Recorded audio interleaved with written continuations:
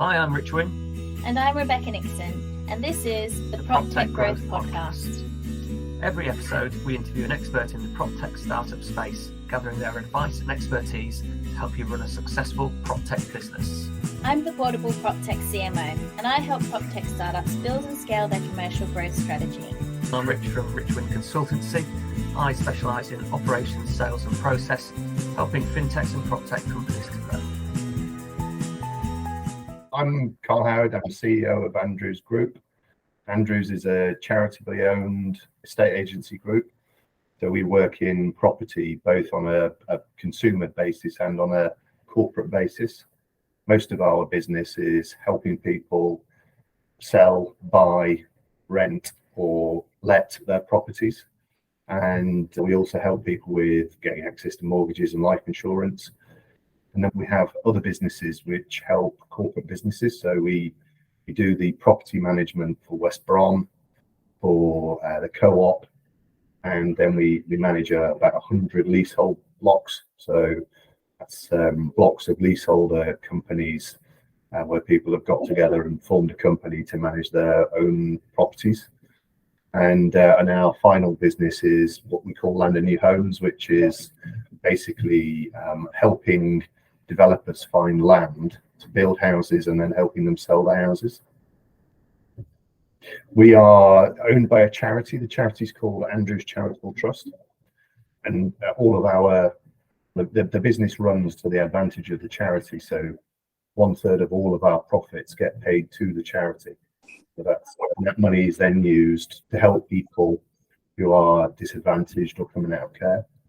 So although we are a business and we run like a conventional business, the charity takes the profit and uses it for charitable purposes. And we think we're the only company in the UK like that.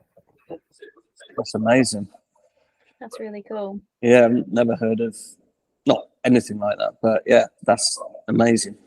How did you get into that then? Was it your idea?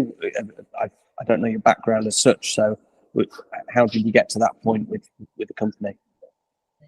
I'm not from the sector, so I saw an advert for an interim CEO to come and help with the turnaround of the company. The company was struggling and financially, and they wanted somebody who was a turnaround specialist. So I spent most of my life doing change, and I came in to help change the company in terms of performance and then transforming it for the future. So it was really just a job that was on LinkedIn. And then as soon as I started to talk to the people here and hear about the charity, I was hooked. So in our sector, property, there is what I would say is a sort of deficit of trust. So if you look at any measure of trust in any industry, then you can look at kind of who the most trusted are and who the least trusted are. And so in retail, for example, John Lewis and Waitrose are considered the most trustworthy organizations, and they score something like 41 out of 50. Whereas if you look at other sectors like journalists, politicians, estate agents, they're the least trusted. Yeah, and Andrews operates in a sector where trust is, and the average for the sector is something like 50. As a charity or a business owner, we have a set of values which are very different. We're much more closely aligned to E Corp or ESG. And so what we have the opportunity to do is to make our ownership a USP and to really use that USP to drive our agenda and to drive trust. Because I think if we get trust, then we get a really good brand. And our brand then allows us to do things to build business, but also to help people in wider society in terms of solving the housing crisis and things like that. And have you found so far that works? Because obviously it sounds great, and other people may have a not similar thing, may say around core values and things like that. Have you found that as a USP and something that you act on, it does help your business? Is it something that other businesses should look at? And what are your thoughts on that? Yeah, I mean, I suppose it's horses for courses. Clearly, different people have different outlooks. We are lucky in that we are owned by a charitable trust, and so our values are essentially top down. we have three values as a company. One is that we treat every customer as if they're our only customer. The second is that we value all our people. And then the third is that we believe in giving back. And that's very clearly for our people as a tie back to the charity. And that's it. Those are the three values. And in parallel, what we've said is our ambition is to be the most trusted and admired in the sector. So the most trusted and admired estate agency and property business. And because trust is so low, there's a real opportunity to be different and use that differentiation in terms of acquiring and building customer relationships. When you talk to people about what it's like to buy or sell a house, this issue of reliability, trust, honesty becomes quite important. And when you survey the market and look at most businesses, they don't share that dynamic. So Andrews has a unique opportunity to be trusted because of its values, because of its ownership. A lot of organizations are publicly listed, so they're on the stock market, or they are privately owned, but they have a purely, very directly profit motive. And our profit motive is about helping the charity, so we can do things differently. Now, I'd love for this to become a sector that's synonymous with trust. Trust is massively low at the moment in the property sector, and it would help me, it would help Andrews if everybody did the same. But on another level, it's the thing that we can do which makes them different. If somebody works with Andrews, we want them to feel trust, that they can trust us and that we're honest. And if our competitors don't do that, then that makes us better. And that's a shine. Yeah, obviously just really admirable. I think it's great. And they're synonymous, aren't they? Sort of recruitment consultants and estate agents are probably right down there as the least trusted people, which, considering what estate agents actually do, it shouldn't be. They should be one of the most trusted. I was a mortgage broker for 15, 16 years. Like, again, trust is so important in that industry. But I think because it's regulated, and we'll maybe come on to that question later, because it's regulated and it's very heavily regulated, there's no free market really to speak of. I think it's easier in financial services to be trusted because you have all those sort of, you can go to the FCA and then the Ombudsman and everybody else if you're not happy.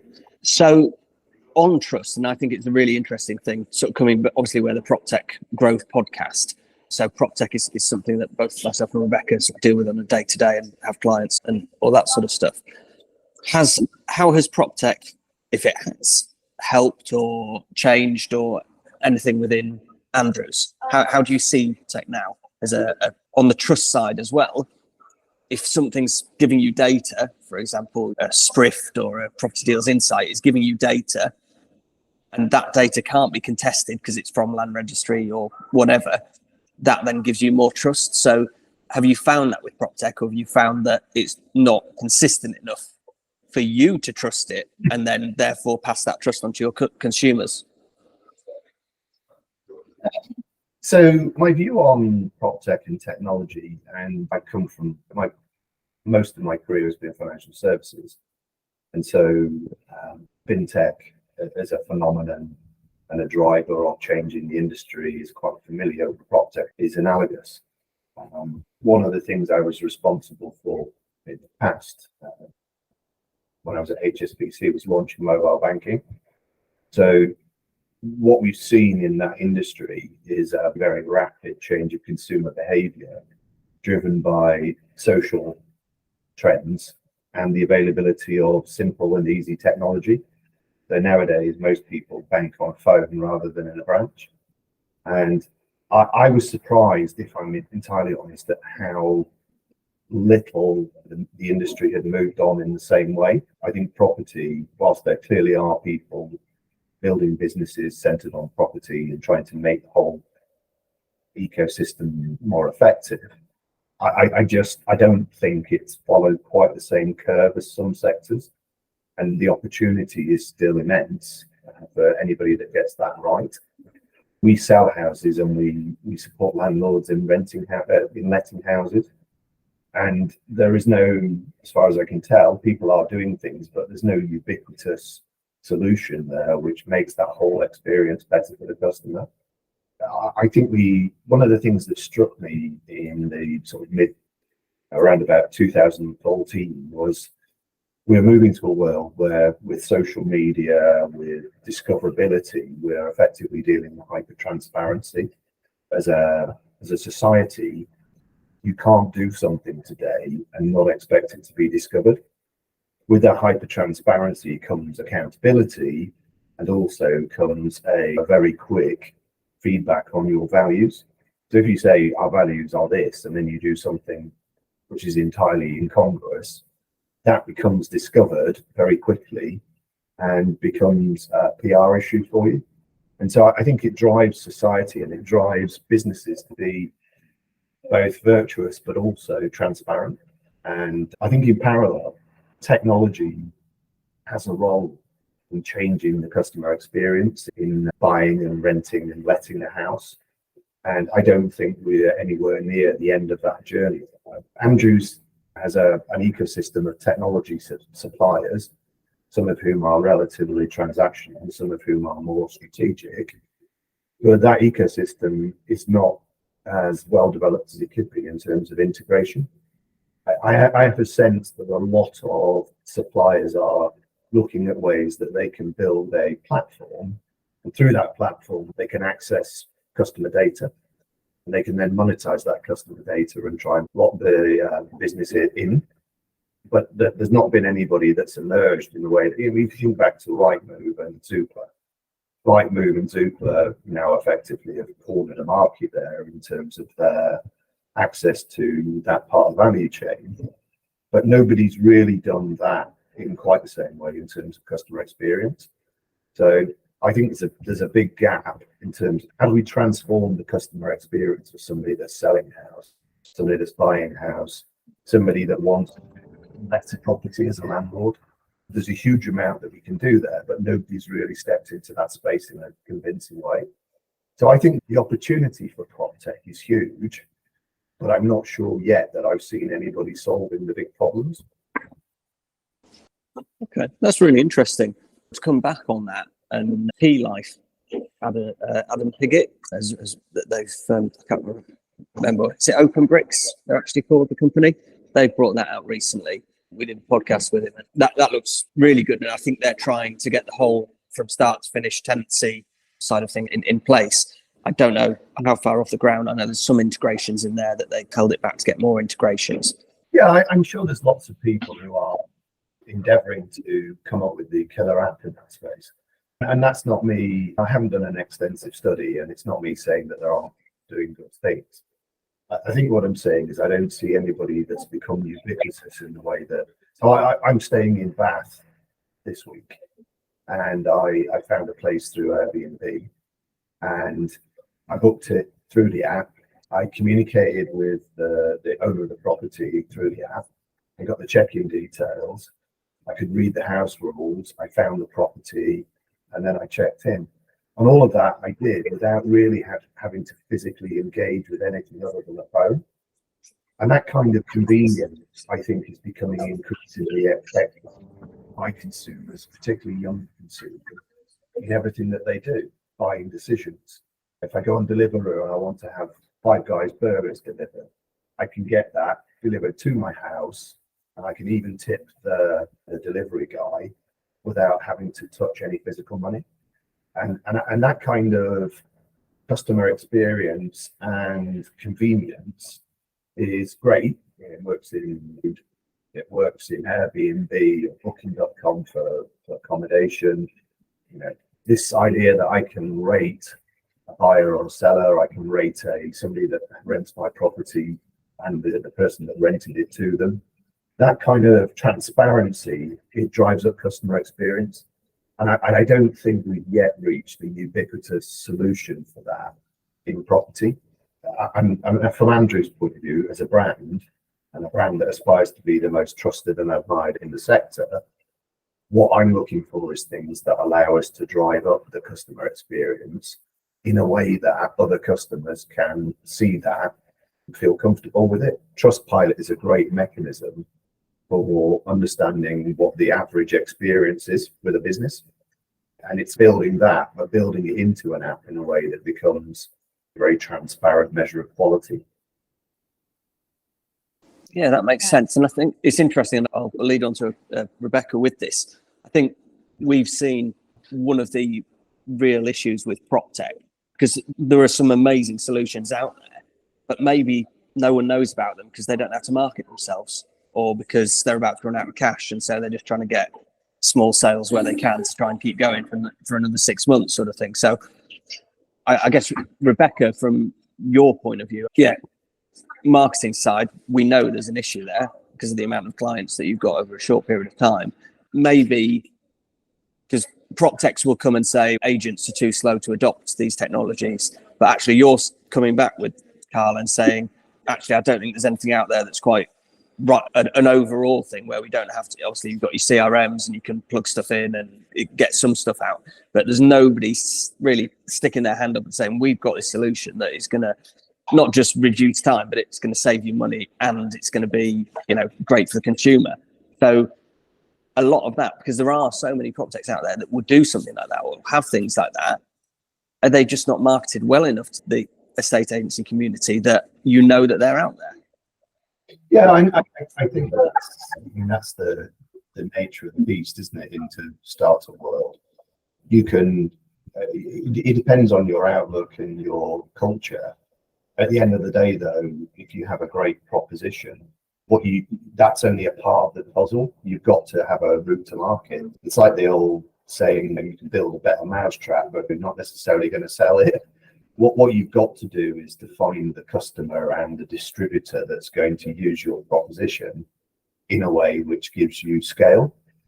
And I've seen a lot of that in a lot of industries whereby the startups just are devoid of the experience or the skill set, or in some cases the resource to actually just go out and develop their business by building those relationships. I've been here since July last year. I took over as CEO in October, so I'm 8 months into the job. And in that time, I've had 3 pitches. I've had 2 product pitches for Andrews to adopt a proposition or a product from established manufacturers, and I've had 1 PropTech pitch. So we had a meeting here with an organisation in our boardroom, and we shared views on what customers need, whether that's corporate or. I think the challenge here is that there's lots of people solving problems, but nobody's solving the bigger problem in the way that an Airbnb or a Deliveroo might. And what I'm hoping to see over time is that those sorts of solutions are developed in order to bring the relationships between customer and the business together. So take, for example, landlords and tenants. If you look at the media today, the media has a big downer on landlords. There's lots of negative rhetoric, and it's almost like a feeding frenzy. But the reality is, as a society, we need houses for people to be able to rent. And so what we need to do is to be bringing landlords and tenants together and doing it in a way which creates a parent relationship rather than a parent-child. I think an application that allows you to do that in the way that Airbnb does for the short-term letting sector could be really powerful in terms of establishing relationships and transparency. I get to see my terms of business, I get to see payments I'm making, the fees that I'm paying, and that really builds awareness. And at any time, you can add other functionality around the ability to report problems with the property, the ability to update what's being done about it. But at the minute, I don't see that in a ubiquitous sense. And I think a lot of Andrew's customers, we tend to, because of our brand and because of our charitable ownership, we tend to attract people who over-index on social responsibility. But by and large, they're people who they want to do the right thing. We over-index to a degree on younger people, Generation Z and Y, people who are more naturally inclined to be socially conscious. And those are the same people who are buying the takeout from Deliveroo. They're booking an apartment for a weekend on Airbnb. And their expectations of what technology could do are set by those experiences. And I don't think at the moment anybody's really doing that in a compelling way. No, I think you're right. I agree. As somebody who relatively recently bought a house and went through that experience, it was quite shocking to see how archaic and backwards it was. And you're right, there doesn't seem to be anyone addressing the entire. I wonder if it's a matter of complexity. It's a complex ecosystem with a lot of moving parts and a lot of involved parties. And there are a lot of really interesting PropTech startups addressing different pieces of the puzzle, as you say. And it's then the responsibility then gets put on people like yourself, for example, to piece together the puzzle, or even if we're talking about just PropTech in general, the CRMs have it put on them to build an ecosystem of apps and plugins that can fulfill all of the functionality of the customer.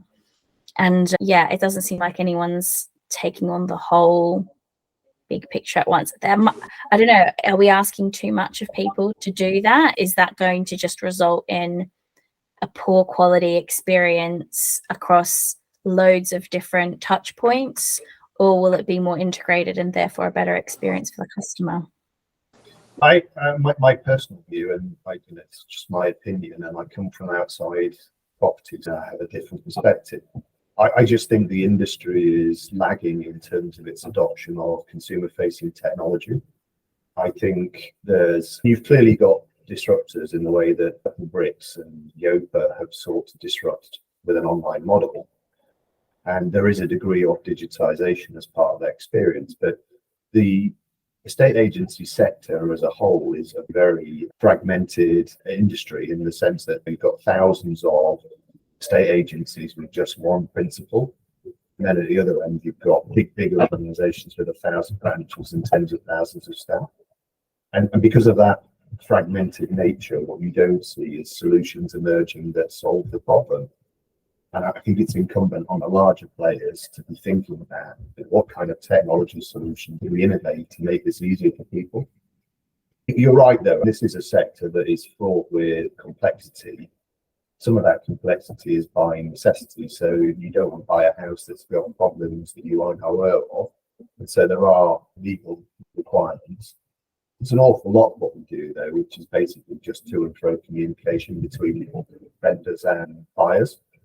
And a lot of organizations, and at times ourselves included, we're not getting that right. We're missing calls. There's a lot of frustration, a lot of aggravation. And I think the sector as a whole lags in terms of the quality of its customer experience.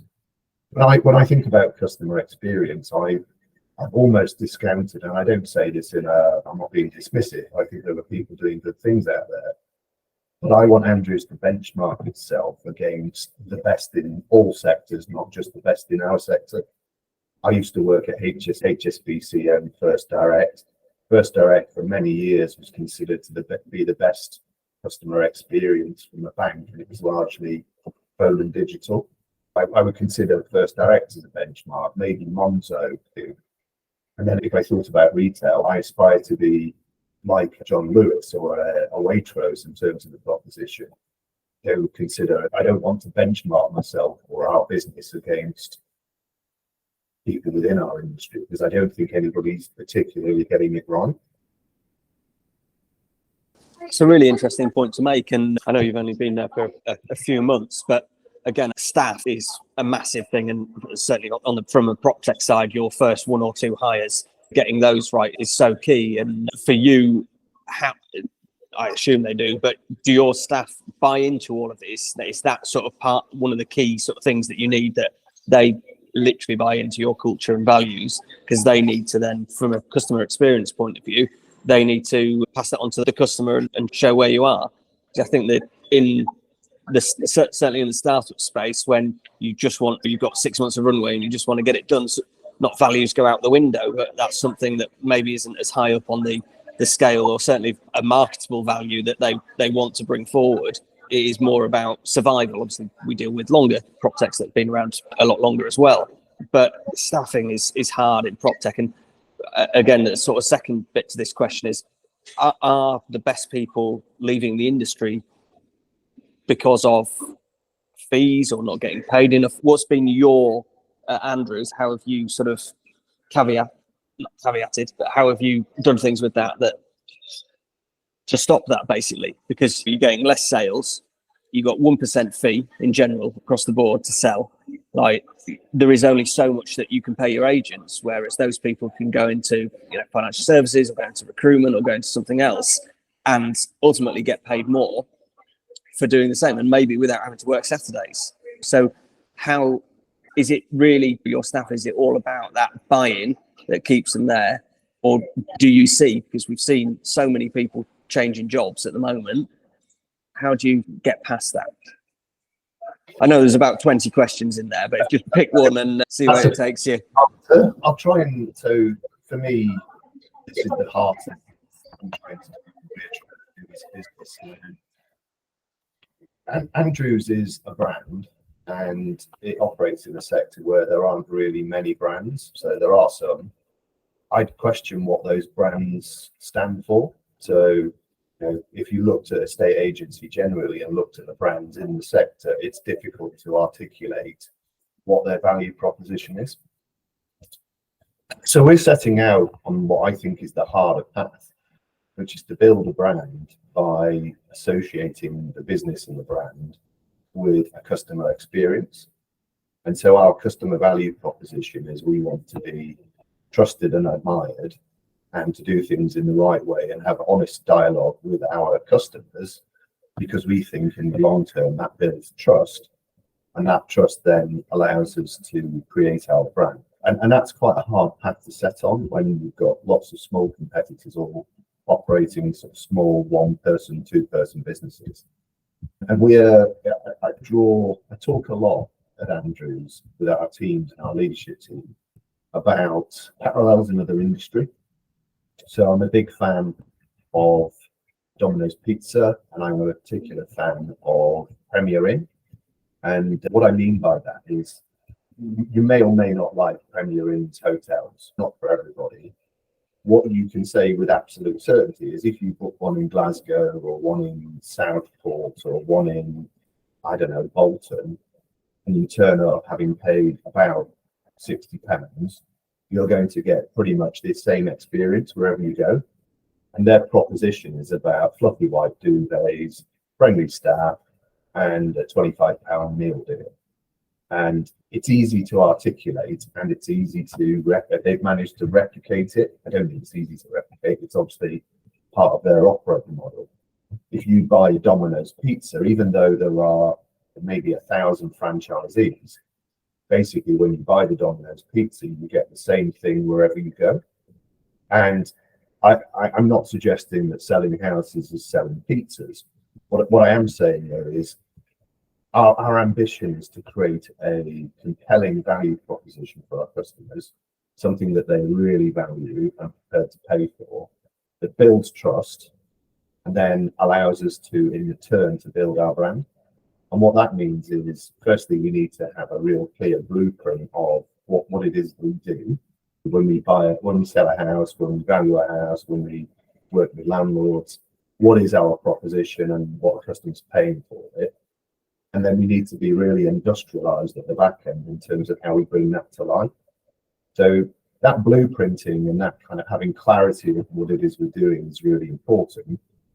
And then on top of that, what you've got to do is you've got to layer your people and your culture in such a way that it reinforces rather than undermines. We tend to recruit people against a value in as much as a skill set. We're looking for attitude rather than aptitude quite often. And we're looking for people that can be very good in terms of managing customer experience. And we don't do this for all roles, because clearly some of our roles are quite specific and require qualifications. We do, though, quite often take people from organisations with a reputation for customer experience. And we've got some people in our business who used to work in coffee shops, because if you're on the till at a coffee shop, you live and die by your ability to engage your customers. And that kind of building rapport, managing experience, when you layer that on top of a very strong underlying operating model, then you can deliver consistency. So Andrews is aiming to deliver a very clear value proposition to build trust, and to do it through a mixture of clarity of process and people that can do customer experience. Yeah, I like that. And again, there's no reason why you can't have that as a startup company or whatever. You can set out your company however you want to do it and do that. I think just for you, Rebecca, just touching on brands, again, for PropTech in general, not just startups, it's so lacking, I think, in this particular sector. It'd be interesting to get your take on both how branding in a estate agency and also branding in the PropTechs. Yeah, sure. So I think one of the major issues that brands in both sectors are having is around their value proposition. Just as you said, Carl, they don't tend to be super compelling or customer centric. It tends to be very much about themselves. It's a consistent issue that I'm seeing across dozens of different brands, that they're making the mistake of talking about their technology or their product or their service at great length and in great detail, but not starting off on the right foot with a value proposition. And they'll often be under the misguided apprehension that a value proposition can be, we save you time and money. Guess what? Everyone says that. And on the agency side, it's, we give great customer service. They all say that. But how many of them are actually delivering it and proving that they're delivering it? And the sort of levels of transparency that you're talking about, Carl, are around sharing the experiences that have been had by the customers that have had these positive, engaging, really caring interactions, and using that as leverage to further promote the brand, get more customers, and it becomes this very healthy, positive cycle. And I do try to do this with PropTechs as well, because the number of times that I speak to a PropTech startup that they might only have 5 customers, but I'll ask them, how many of those customers have you interviewed to just 5 minutes, 15 minutes over a cup of coffee to ask them why they love your product and the value that they get out of it and how it could benefit other people? Most of them have never taken the time to do that because they don't recognize the value that has in terms of their value proposition. I think what you're doing in terms of setting a really high standard for customer experience and customer centricity is exactly the kind of example that PropTechs should be following so that they can be successful too.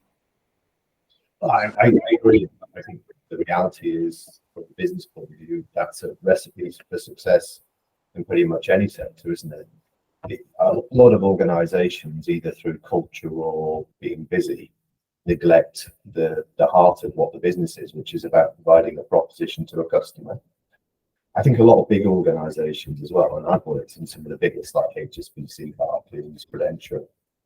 When you get to a certain size, it becomes about a bureaucracy to maintain, manage risk rather than to deliver an experience.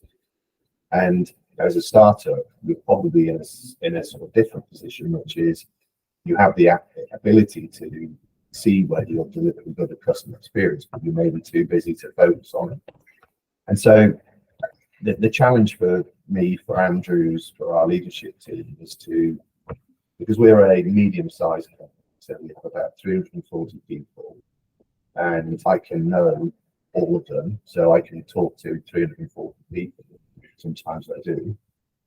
If I'm HSBC with 100,000 people, or however many people it is, it's very difficult. It's very difficult to hold those people in this kind of sense of customer experience, which is why First Direct, which I saw firsthand when I was at HSBC, is really interesting, because it's big, but they still managed to retain this ethos of the customer is at the heart of everything. And that's essentially where Andrews is trying to play. It's trying to say, we don't want to be the biggest. We don't need to be number one. We need to be profitable, and we need to be the most trusted and admired. And everything that we do, whether it's culture, the way that we construct our recruitment, how we pay people, we try and drive customer experience into the centre of that. We're then taking it beyond that. Customer experience ought to be something that anybody can get right with the right focus. So any one of my competitors could get customer experience if they wanted. To go beyond that, we want to get values right.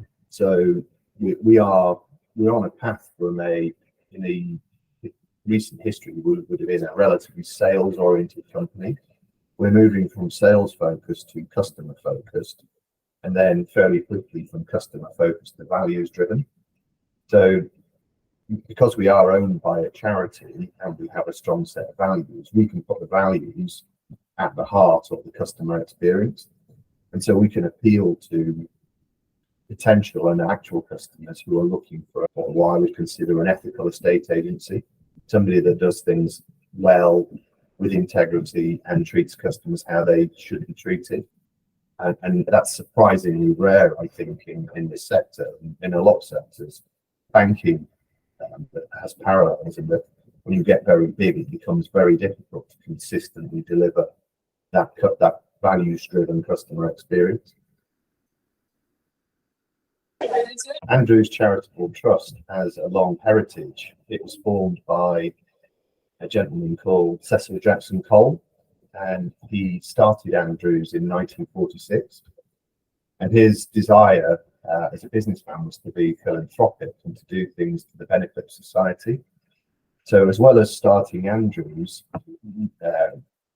he also started a number of charities, including Oxfam. So he was one of the founders of Oxfam. And I think from memory also started Help the Aged, which is now part of Age Concern. So one of his things was he'd run a successful business. He was an accomplished businessman. And then what he would do is he would use money and resource to actually support charitable activity. And obviously we know Oxfam today is a huge endeavour, a huge enterprise. But that was the ethos against which Andrews was formed.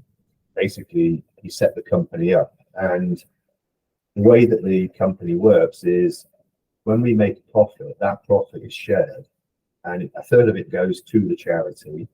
A third of it is reinvested in the business to support growth. And the final third is distributed to the employees. So it's a very positive shareholder construct. And all of the money that goes to the shareholder is used to support charities which are operating in aligned spaces. One of the big things that we have is this program we call Establish. And Establish was created 3-4 years ago with the intent of having one property for every one of our branches that houses people who come out of care. So if you're 16 to 25 and you're in the care system, and you're emerging from that system without some of the life skills to be successful, what Andrews does is it makes available properties in various locations for people to adjust to living independently.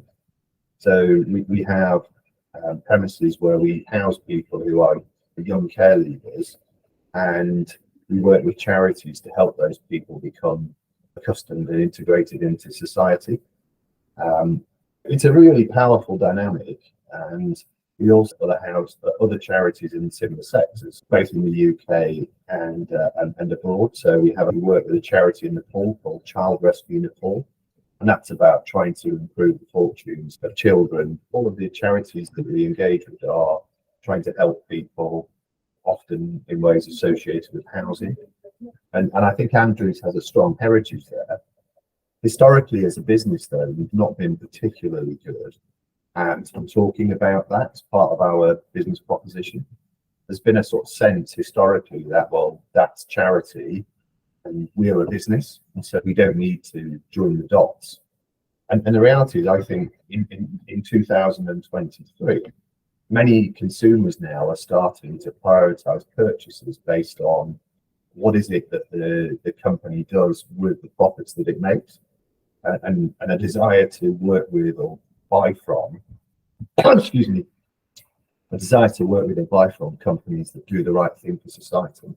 And that kind of social purpose or social conscience, I think we're seeing that come through more and more in high decision making. So particularly, it's all age groups, but particularly prevalent in Generation Z and Generation Y. we've lived through an era where people are much more acutely aware of social injustice, of climate change and the impact of climate change on society, on the need to help people who are less fortunate. And I think that's coming through now generationally in consumers. And so our proposition increasingly is, everyone wins. Our current marketing campaign talks about this idea that buy with Andrews and everyone wins. So not only do you get a great house and you get good accommodation, but actually your money, part of your fee goes to the charity, and the charity uses it to support people less fortunate. And I think that's very much of our times.